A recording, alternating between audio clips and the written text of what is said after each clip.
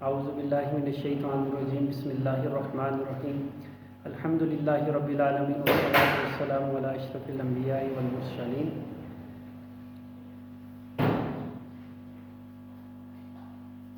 ہم جب روزانہ صبح بچے کو اسکول بھیجتے ہیں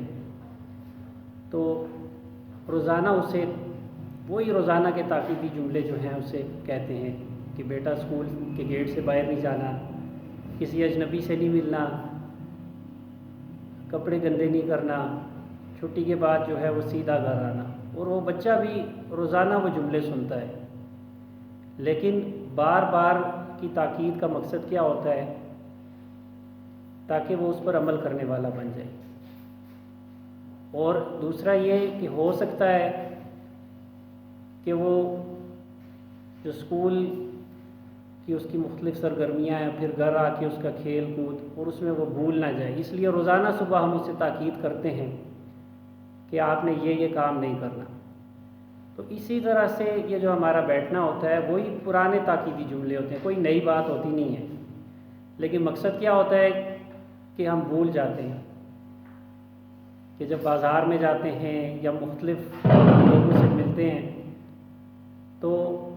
اس میں آخرت کی جو فکر ہے اس کا خیال دل سے نکل جاتا ہے۔ تو جس طرح سے اس بچے کو روزانہ تاکید کی جاتی ہے وہی روزانہ کے تاکیدی جملے ہوتے ہیں، اسی طرح سے یہ جو ہمارا بیٹھنا ہوتا ہے صرف الفاظ کا ہیر پھیر ہوتا ہے، ورنہ اصل مقصد وہی ہے کہ آخرت کی فکر جو ہے ہمارے دل میں آ جائے کہ آخرت کا دن جو ہے وہ واقعی قائم ہوگا، اور اس کے لیے یہ زندگی جو ہمیں ملی ہوئی ہے یہ غنیمت ہے، یہ مہلت ہے، اس میں ہم اچھے اعمال کریں۔ حضرت عبداللہ بن رواحہ ایک صحابی رسول ہیں، انہوں نے اپنے ایک ساتھی صحابی سے کہا کہ آئیں تھوڑی دیر اللہ پہ ایمان لے آتی ہیں۔ تو وہ ان کے جو ساتھی تھے وہ ناراض ہو گئے، انہوں نے کہا کہ آپ کیسی بات کر رہے ہیں، ہم تو اللہ پہ ایمان لاتے ہیں۔ تو ان صحابی نے کہا کہ جب ہم مل کر بیٹھتے ہیں اور اللہ کو یاد کرتے ہیں تو ہمارے ایمان میں اضافہ ہوتا ہے۔ تو یہ جو بیٹھنا ہوتا ہے تھوڑی دیر کے لیے، مقصد صرف یہ ہے کہ ہمارا ایمان جو ہے اس میں اضافہ ہو جائے، اور آخرت کی فکر جو ہے اصل مقصد وہی ہے کہ آخرت کی فکر جو ہے وہ ہمارے دل کے اندر آ جائے۔ ہم میں سے ہر ایک کی دو زندگیاں ہیں، ایک جو ابھی ہم گزار رہے ہیں جو عارضی ہے، کسی وقت بھی ختم ہو جائے گی، کسی کو نہیں پتا کہ اس کی کتنی زندگی ہے، اور ایک موت کے بعد جب دوبارہ اٹھایا جائے گا ہمیں تو اس کے بعد کی زندگی ہے،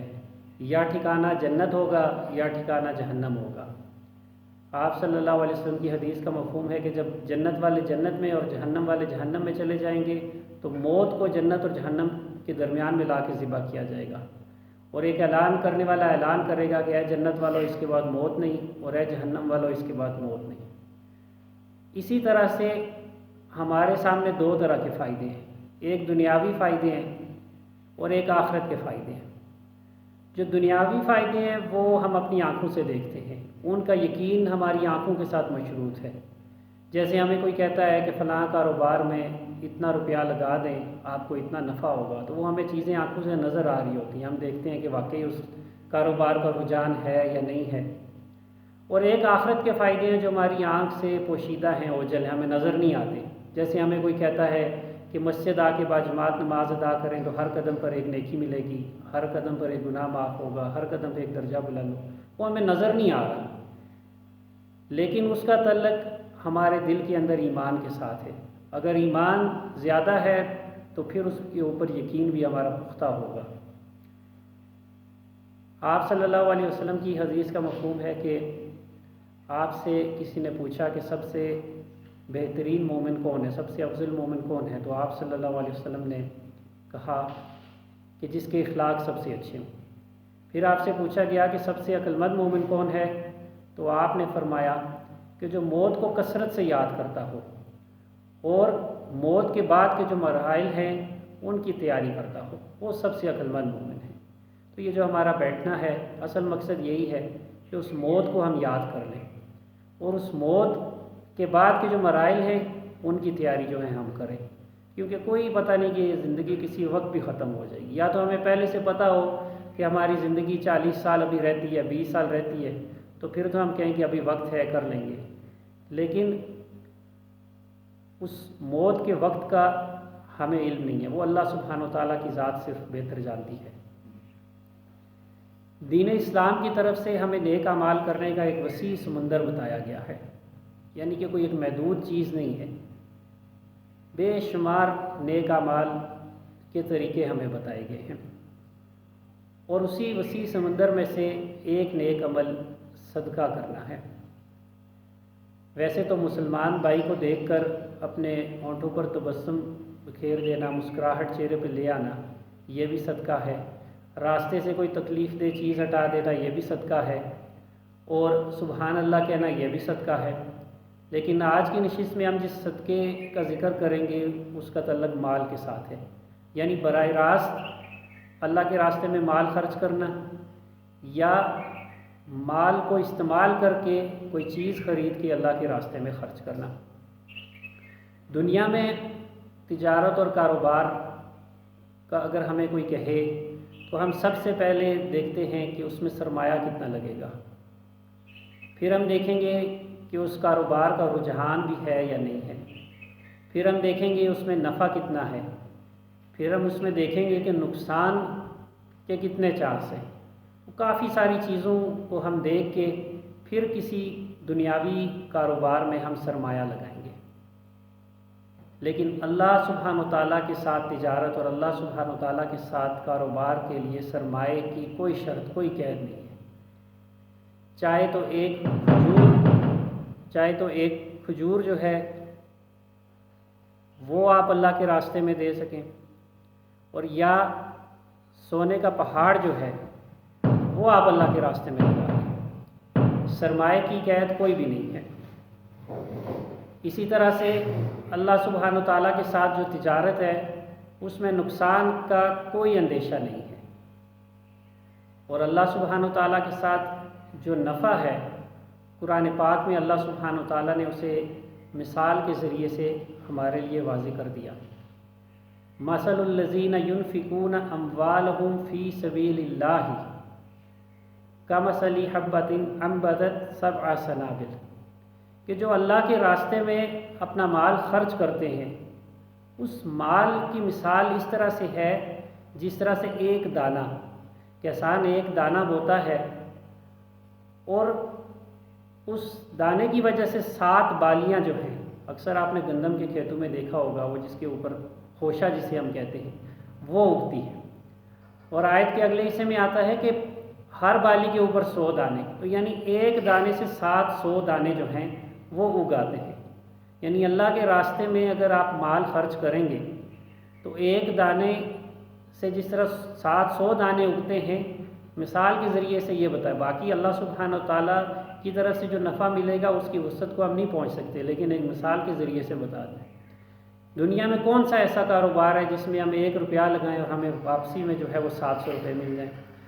1 لاکھ روپیہ اگر ہم دنیا میں کسی کاروبار میں لگائیں اور واپسی میں ہمیں 700 لاکھ مل جائیں،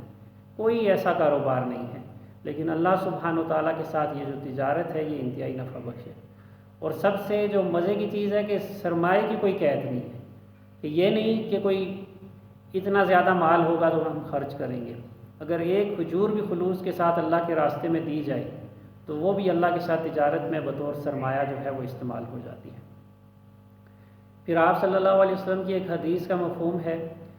کہ جب کوئی شخص اپنے حلال مال سے 1 لقمہ اللہ کے راستے میں خرچ کرتا ہے تو اللہ سبحانہ تعالیٰ اپنے دائیں ہاتھ سے اسے قبول فرماتے ہیں، اور اللہ تعالیٰ اس 1 لقمے کو بڑھاتے ہیں جس طرح سے کوئی اپنے بچھیرے کو پالتا ہے۔ بچھیرا گھوڑے کے بچے کو کہتے ہیں، جس طرح بچھڑا گائے کا بچہ ہوتا ہے اس طرح سے بچھیرا گھوڑے کا بچہ۔ تو اللہ سبحانہ تعالیٰ اس 1 لقمے کو اس طرح سے بڑھاتے ہیں جس طرح سے کوئی اپنے بچھیرے کو پالتا ہے، اور یہاں تک کہ وہ 1 لقمہ جو ہے وہ پہاڑ جتنا بڑا ہو جاتا ہے۔ تو اب تصور کر لیں کہ پہلے جو ایک آیت میں اللہ سبحانہ تعالیٰ کا وعدہ کہ اللہ کے راستے میں خرچ کیا گیا مال، اور اس کی مثال کیا بیان کی گئی کہ 1 دانہ جو ہے جس طرح سے اس سے 700 دانے بن سکتے ہیں، اس طرح سے اللہ کے راستے میں خرچ کیا گیا مال جو ہے وہ ضائع نہیں ہوگا بلکہ اس کا اجر و ثواب اتنا زیادہ ملے گا۔ اور پھر آپ صلی اللہ علیہ وسلم کا وعدہ اس حدیث سے کہ وہ جو 1 لقمہ ہے وہ اللہ سبحانہ و تعالیٰ حلال مال سے جو خرچ کیا جائے اللہ کے راستے میں، تو اللہ سبحانہ و تعالیٰ اس کو بڑھا چڑھا کر ایک پہاڑ جتنا کر دیتے ہیں۔ ما نقعت صدقۃ من مال، آپ صلی اللہ علیہ وسلم کی حدیث ہے کہ صدقہ کرنے سے مال میں کوئی کمی نہیں ہوتی۔ یہ بھی آپ صلی اللہ علیہ وسلم کا ہمارے ساتھ وعدہ ہو گیا۔ بظاہر تو ہمیں وہ مال کم ہوتا لگ رہا ہوتا ہے کہ جیسے ایک شخص ہے، اس کی جیب میں کچھ روپے ہیں اور اسے خیال آتا ہے کہ میں یہ صدقہ کروں اللہ کے راستے میں، تو فوراً ہی شیطان کا وسوسہ اس کے ذہن میں آ جاتا ہے کہ آپ یہ خرچ کر دیں گے تو پھر آپ اپنے معاملات کیسے چلائیں گے، اور بظاہر وہ مال کم ہوتا لگ رہا ہوتا ہے، لیکن جس کے دل میں ایمان زیادہ ہوتا ہے اور آخرت کے فائدے پہ یقین، وہی شروع والی بات کہ آخرت کے فائدے پہ یقین جو ہے وہ دل میں ایمان کے ساتھ مشروط ہے، تو جس کا آخرت کے فائدے پہ یقین ہوتا ہے وہ پھر دریغ نہیں کرتا، وہ اللہ کے راستے میں یقیناً اپنا مال خرچ کرتا ہے اپنی استطاعت کے مطابق۔ اب صدقہ، مال صدقہ کرنے کا اتنا زیادہ اجر و ثواب ہے، اللہ تعالیٰ کا بھی وعدہ ہمیں پتہ چل گیا، آپ صلی اللہ علیہ وسلم نے بھی ہمیں جو ہے اپنے قول سے بتا دیا کہ وہ مال کم نہیں ہوتا اور اس کا اتنا اجر و ثواب ہے۔ اب ہمارا طرز عمل کیا ہوتا ہے؟ بچوں کی نفسیات اگر آپ نے دیکھی ہو، بچوں کو اپنے کھلونے کبھی بھی اچھے نہیں لگتے، آپ انہیں کسی کے گھر لے کے جائیں تو آپ نے نوٹ کیا ہوگا وہاں پہ جا کے جو اس گھر میں جو بچہ ہوتا ہے اس کے کھلونے اسے اچھے لگنا شروع کر دیتے ہیں، وہ فوراً رونا شروع کر دیتا ہے، میں نے یہ لینا ہے، اس کے ساتھ کھیلنا ہے۔ اب وہاں پہ شرمندگی بھی ہوتی ہے، بڑا سمجھاتے ہیں بچے کو، لیکن آخر بچہ ہے کیسے وہ سمجھے؟ بالآخر اس گھر والے جو ہوتے ہیں وہ اپنے بچے کو سمجھاتے ہیں کہ تھوڑی دیر اس کو دے دو، کھیل کے واپس کر دے گا، تو ہم وہ کھلونے لے کے اس اپنے بچے کو دے دیتے ہیں اور اس سے کہتے ہیں کہ جب ہم اس گھر سے واپس جائیں گے تو یہ آپ نے واپس کرنے ہیں، تو وہ فوراً کہہ دیتا ہے کہ جی ٹھیک ہے میں واپس کر دوں گا۔ اب جب جانے کا وقت ہوتا ہے اور ہم کہتے ہیں کہ بیٹا یہ کھلونے واپس کر دو، تو اس کا کیا طرز عمل ہوتا ہے؟ ایسے اپنی وہ بغلوں کے نیچے کھلونے دبا لیتا ہے اور کہتا ہے نہیں یہ تو میرے ہیں، میں تو نہیں دیتا۔ بالکل یہی طرز عمل انسان کا ہے کہ جب اللہ سبحانہ و تعالیٰ ہمیں اپنے عطا کردہ رزق سے، اپنے عطا کردہ مال سے خرچ کرنے کا کہتے ہیں تو ہم اپنی دونوں مٹھیاں بند کر لیتے ہیں اور ہم سمجھتے ہیں یہ مال تو ہم نے اتنی محنت سے کمایا، ہم کیسے اللہ کے راستے میں خرچ کر دیں۔ یا ایھا الذین آمنوا انفقوا مما رزقناکم، اے ایمان والو خرچ کرو اس میں سے جو رزق میں نے تمہیں دیا۔ اللہ سبحانہ و تعالیٰ کہہ رہے ہیں رزقناکم، رزق میں نے تمہیں دیا اس میں سے خرچ کرو، بھلے ہم نے وہ اپنی محنت سے کمایا ہے لیکن اللہ سبحانہ و تعالیٰ کی توفیق تھی۔ یہ آنکھیں، یہ ہاتھ، یہ جتنی بھی نعمتیں ہیں یہ صرف اللہ سبحانہ و تعالیٰ کی عطا کردہ ہے، ہمارے پاس تو امانت ہیں، ہم جب مریں گے تو یہ ساری نعمتیں ادھر چھوڑ کے چلے جائیں گے، ہماری گاڑی، ہمارا مال، ہمارا گھر، کچھ بھی ہمارے ساتھ نہیں جائے گا۔ تو اللہ سبحانہ و تعالیٰ ہمیں کہہ رہے ہیں کہ یہ جو مال میں نے تمہیں عطا کیا ہے اس میں سے خرچ کریں، لیکن اللہ کے جو عطا کردہ مال ہے اس میں سے بھی ہم خرچ کرنے والے نہیں بنتے، جبکہ ہم بھی اللہ کی امانت ہیں اور یہ مال بھی اللہ کی امانت ہے۔ اِنَّ لِلَّهِ وَإِنَّا إِلَيْهِ رَاجِعُونَ، ہم اللہ ہی کی طرف سے اور اللہ ہی کی طرف ہمیں لوٹ کر جانا ہے۔ تو ایک تو ہمیں پتہ چل گیا کہ صدقہ کرنے کا فائدہ کتنا ہے، کہ اس میں نفع کتنا ہے اس تجارت میں۔ آپ صلی اللہ علیہ وسلم کے اقوال سے بھی پتہ چل گیا کہ نہ وہ مال کم ہوتا ہے بلکہ وہ اللہ سبحانہ تعالیٰ اس کو بڑھا چڑھا کر پہاڑ جتنا کر دیتے ہیں، اور اس کے جواب میں ہمارا طرز عمل کیا ہوتا ہے کہ ہم اپنی دونوں مٹھیاں بند کر لیتے ہیں اور اس مال کو خرچ نہیں کرتے۔ اب ایک مسلمان جب خرچ کر ہی دیتا ہے کہ اسے جب پتہ چل گیا کہ اتنا اجر و ثواب ہے مال خرچ کرنے میں اور وہ خرچ کر بھی دیتا ہے، لیکن ایک وہ چھوٹا سا عمل کرتا ہے جس کی وجہ سے اس کا سارا جو صدقہ کیا ہوا مال ہوتا ہے وہ ضائع ہو جاتا ہے۔ قرآن پاک میں اللہ سبحانہ وتعالیٰ ارشاد فرماتے ہیں یا ایھا الذین آمنوا لا تبطلوا صدقاتکم بالمن والعذا، کیا ایمان والو اپنے صدقات کو ضائع مت کرو احسان کے ساتھ اور اذیت کے ساتھ۔ اور اسی آیت کے آگے حصے میں آتا ہے دکھلاوے کے ساتھ، جو لوگوں کو دکھلاوے کی خاطر اپنا مال خرچ کرتا ہے، یعنی کسی کے ساتھ آپ نے بھلائی کی، اللہ کے راستے میں آپ نے خرچ کیا، کسی کی مدد کی، تو اب آپ اس کو بار بار احسان جتلائیں کہ میں نے تو آپ کی مدد کی تھی، ایسے صدقے کا کوئی فائدہ نہیں ہے۔ پھر اسی طرح سے کسی کو اذیت دینا یا لوگوں کو دکھا کر اپنا مال خرچ کرنا، ریاکاری کرنا، یہ تمام اعمال جو ہیں وہ صدقہ کو ضائع کر دیتے ہیں۔ اس کو ایک مثال کے ساتھ سمجھتے ہیں کہ دو اشخاص ہیں، دونوں نے ہاتھ میں بیج اٹھائے ہوئے ہیں۔ اب ایک جو ہے اس بیج کو زمین کے اندر بو دیتا ہے، زمین کی گہرائی اور زمین کے اندھیرے کے سپرد کر دیتا ہے اس بیج کو۔ اس کا ایمان جو ہے وہ پھل کے ساتھ مشروط ہے۔ اس کا ایمان ہے کہ یہ بیج ایک نہ ایک دن جو ہے اس میں سے پودا نکلے گا، درخت بنے گا اور پھل لگے گا۔ بظاہر اس کو نظر نہیں آ رہا، وہ کئی مہینوں کے بعد ایسا عمل ہوگا۔ اور دوسرا شخص جو ہے وہ بیج ہاتھ میں رکھے ہوئے اور وہ اچھال رہا ہوتا ہے، لوگوں کو دکھا رہا ہوتا ہے کہ دیکھیں میں بیج بونے لگا ہوں، میرے ہاتھ میں کتنے بیج ہیں۔ اب آپ خود فیصلہ کریں، وہ ایک شخص جس نے بیج بو دیا اس کا بیج پھل لائے گا، یا وہ جو اپنے ہاتھ پہ لوگوں کو دکھانے کے لیے بیج اچھال رہا ہے، یا اس کے بیج جو ہیں وہ پھل لائیں گے؟ یقیناً وہ جس نے اپنا بیج بو دیا اس ایمان کے ساتھ کہ اللہ سبحانہ وتعالیٰ اس کا پھل مجھے ضرور دیں گے۔ تو صدقہ کی بھی یہی کیفیت ہے، اللہ پہ ایمان رکھتے ہوئے اس صدقہ کو جو ہے وہ خرچ کریں۔ ہمارا تعلق پہاڑی علاقوں سے ہے۔ اکثر آپ لوگوں نے مشاہدہ کیا ہوگا سردیوں میں کہ رات کو ہم سوتے ہیں اور باہر برف باری ہو رہی ہوتی ہے، اس کی آواز نہیں ہمیں آتی، اور صبح جب اٹھتے ہیں تو ہم دیکھتے ہیں باہر برف کا ڈھیر ہوتا ہے کہ نہیں ہوتا کئی دفعہ کہ رات کو تو ٹھیک ٹھاک تھا، یہ کیا ہو گیا جی صبح برف پڑی ہوئی ہے۔ اس کے مقابلے میں جب زوردار بارش ہو رہی ہو تو کتنی چھت پہ آواز آتی ہے، پوری رات ہم سنتے رہتے ہیں۔ لیکن صبح اٹھ کے جب ہم دیکھتے ہیں تو برف کا تو ڈھیر موجود ہوتا ہے، وہ بارش کا پانی جو ہے زمین ساری پی چکی ہوتی ہے، وہ پانی موجود نہیں ہوتا۔ یہی کیفیت بالکل صدقہ کی بھی ہے کہ دکھلاوے کا جو صدقہ ہوتا ہے وہ اس زوردار بارش کا ہے، اس کی آواز تو بڑی آئی، لوگوں نے چرچا سنا،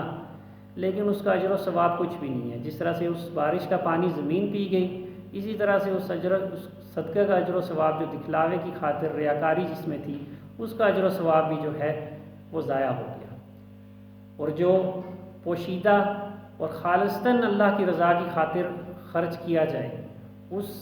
کی کیفیت اسی برف کے ڈھیر کی طرح ہے کہ جو پوری رات برستی رہی اور ہمیں گھر میں پتہ ہی نہیں چلا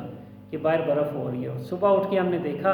تو برف کا ایک ڈھیر ہوتا ہے۔ تو اسی طرح سے جو صدقہ پوشیدہ خالص اللہ کی رضا کی خاطر کیا جاتا ہے، اس کا اجر و ثواب انشاءاللہ قیامت کے دن ہمیں نظر آئے گا۔ ایک صحابی کا قول ہے، وہ کہتے ہیں کہ اگر آپ کسی کو صدقہ دیں اور پھر آپ کا اس شخص کو سلام کرنا بھی جو ہے وہ اذیت اس شخص کو محسوس ہو، یعنی کئی دفعہ ہوتا ہے آپ کسی کے ساتھ کوئی نیکی کرتے ہیں اور کسی مجلس میں آپ اس کو سلام بھی کرتے ہیں تو وہ مجلس والے فوراً سمجھ جاتے ہیں کہ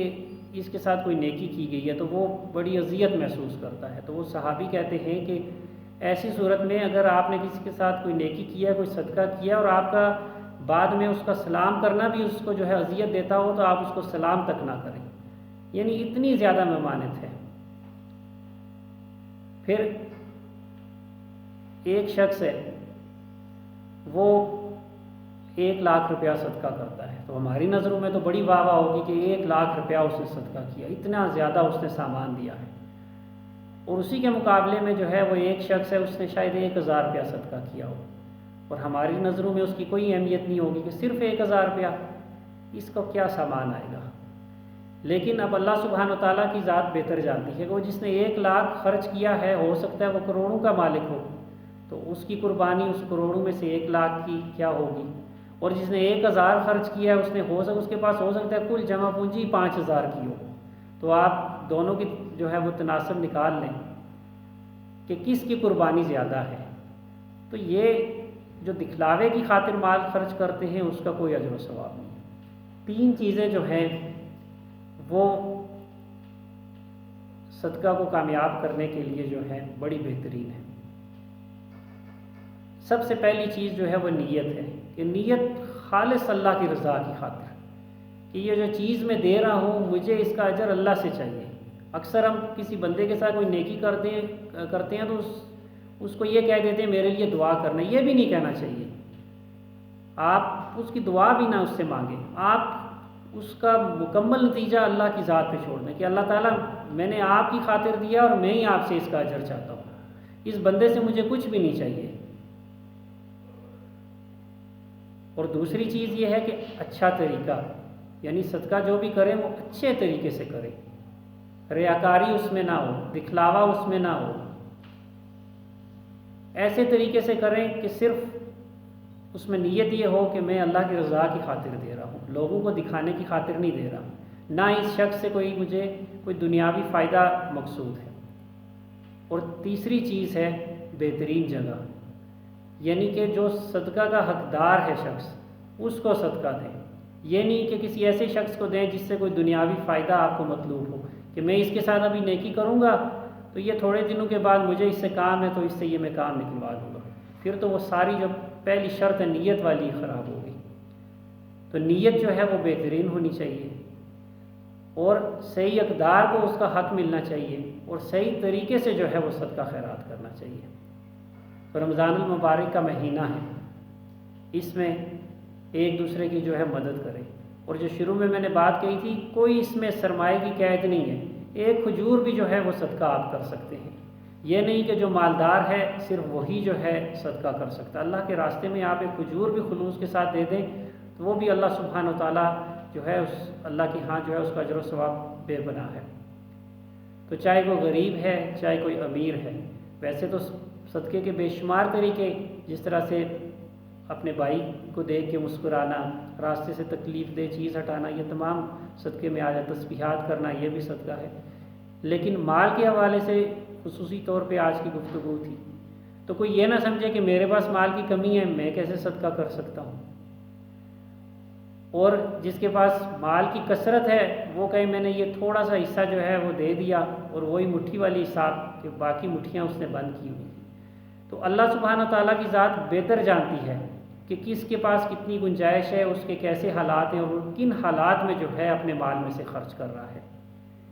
تو اللہ کی رضا کو جو ہے دیکھتے ہوئے اجر و ثواب جو ہے وہ اللہ سبحانہ تعالیٰ پہ چھوڑ دیں کہ مجھے اس کا جو اجر و ثواب ہے وہ اللہ سبحانہ تعالیٰ دیں گے، اور اس کا اجر و ثواب کتنا ہے وہی جو اللہ سبحانہ تعالیٰ نے قرآن پاک کی آیت میں ایک مثال کے ساتھ سمجھا دیا کہ جس طرح سے ایک دانے سے 700 دانے ملتے ہیں، اسی طرح سے جو اللہ کی راہ میں آپ صدقہ کریں گے اس کا اجر و ثواب ہم اللہ کی وسعت کو نہیں پہنچ سکتے کہ کتنا نفع بخش یہ تجارت ہے۔ دنیا میں ہم کتنے کاروبار کرتے ہیں، سوچ سمجھ کے کرتے ہیں کہ اس میں تو نقصان کا اندیشہ بہت کم ہے، لیکن جب ہم کاروبار کرتے ہیں تو پھر پتہ چلتا ہے کہ ہمیں نقصان ہو گیا، ہمارا سارا سرمایہ ڈوب گیا۔ لیکن اللہ سبحانہ تعالیٰ کے ساتھ جو تجارت ہے، اللہ سبحانہ تعالیٰ کے ساتھ یہ جو ہم سرمایہ لگا رہے ہیں جس کی کوئی قید نہیں ہے، چاہے تو 1 روپیہ خلوص کے ساتھ خرچ کر دیں تو اس میں نقصان کا تو کوئی اندیشہ نہیں ہے،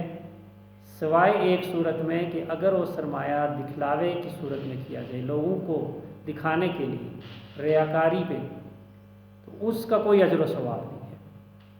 تو اللہ سبحانہ تعالیٰ رمضان کا جو مہینہ ابھی کچھ دن باقی ہیں اس میں ہمیں زیادہ سے زیادہ نیکیاں کرنے کی توفیق عطا فرمائے، اور ایک دوسرے کی یہ رمضان جو ہے یہ ایک ترغیب کا مہینہ ہے، یہ ہمیں ترغیب دیتا ہے، ایک یاد دہانی کرواتا ہے۔ آتے تو یہ 30 دن کے لیے رمضان ہے یا 29 دن کے لیے ہے، لیکن بنیادی طور پہ پورے سال کی اس میں ٹریننگ موجود ہوتی ہے کہ یہ صرف 30 دن کی بات نہیں ہے کہ 30 دن کے بعد ہم بھول جائیں ایک دوسرے کی مدد کرنا، اور جو اخلاقیات ہم اس مہینے میں اپناتے ہیں وہ رمضان کا مہینہ ختم ہونے کے بعد وہ ختم کر دیں، بلکہ باقی 11 مہینے بھی ہم نے اسی طرح سے، اور جو مومن ہے اس کا روزہ تو قیامت کے دن افطار ہوگا۔ یہ جو 1 مہینے کے روزے ہیں یہ تو ہم شام کو افطار کر دیتے ہیں اور ہم کتنا خوش ہوتے ہیں دسترخوان دیکھ کے افطاری کے وقت،